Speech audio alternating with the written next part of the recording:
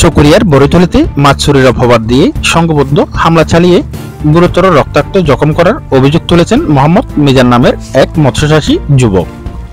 গত ৮ নভেম্বর তার মাছের প্রজেক্ট থেকে মাছ নিয়ে বিক্রির উদ্দেশ্যে বাজারে নিয়ে যাওয়ার প্রতিমধ্যে বড়ইতলী ইউনিয়নের চেয়ারম্যান চালকুজ্জামানের প্রজেক্ট এলাকায় পৌঁছালে ১০,০০০ টাকা চাঁদা দাবি করে একদল যুবক।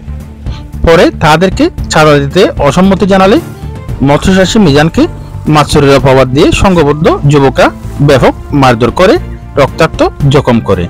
যদিও বা মাছ চুরির অপবাদ দিয়ে তাকে শাসালেও তার কোনরূপ প্রমাণ এখনো কেউ করতে পারেনি, এমনটাই দাবি ভুক্তভোগী মৎস্যচাষী যুবক মিজানের। আমি নিজের মাছ বেচতে যাই, সকাল ৬টা বাজে ৪-৫ জন লোক আইরে আর ধরি এরা হয়তো চোরা মাছ। ঠিক আছে, আই আগে দি প্রথমে হয়তো ৫,০০০ টাকা দিলে যাইতে পারবি।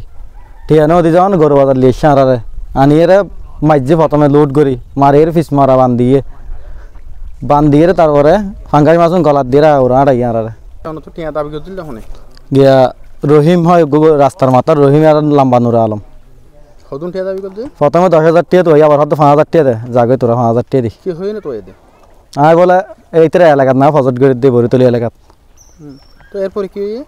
এরপরে আর চালান দিয়ে তারপরে হারাম পাড়ি ফোন করছে, হারাম পাড়ি গিয়ে হন চুর ফমানিতে গই না পারে কি আর মাছ কি হেনি কি আর ফমানিতে নয় অন্য একটা মিথ্যা মামলা ঢুকা দিই আর মিথ্যা মামলা মানে হরিয়ার মিথ্যা মামলা বাসকালি তো মুশকিলের মামলা চুর ফমানিতে খেয়ে করি না পারে রে চেয়ারম্যানের দেখছে। আচ্ছা, এটা যে মাছ শুনলে চুর অপবাদ দিয়ে মাছ সুন্দর পরবর্তীতে হনদনের মালিক বাইরে কিনা না মালিক বাইর না মই মাছুন হটলে গিয়ে তারা মাছুন কেকে দিবে লাগে কি তারা ফুসাই ফেলে মাছুন দূর না যায় মাছুন ফুসাই ফেলে তো এখন অনেক কিছু দে এখানে সুষ্ঠু বিচার চাই প্রশাসনের কাছে।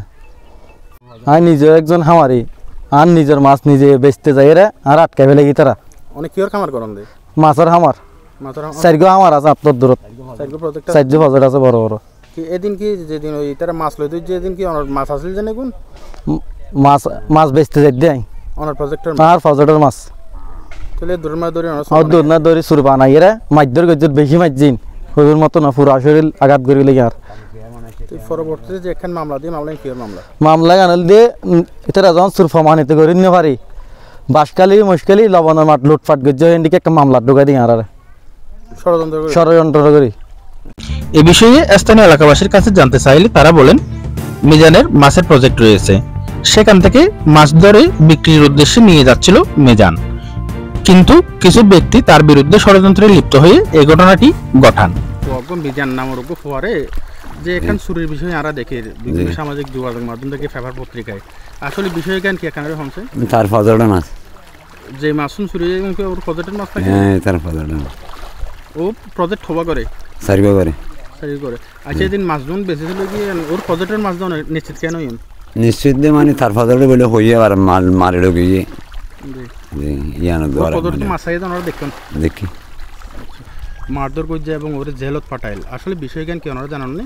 ওর ফজরে তো মাছ লই সকালে আড়তত যাইতে স্যার ফতত ধরি ইতারারে নির্যাতন করি মাছুন হারি লই তার মারধর করি জেলত ফাটাই আচ্ছা, যে মাছুন বেঁচে গেল আসলে কি ওর খামারের মাছ নেই?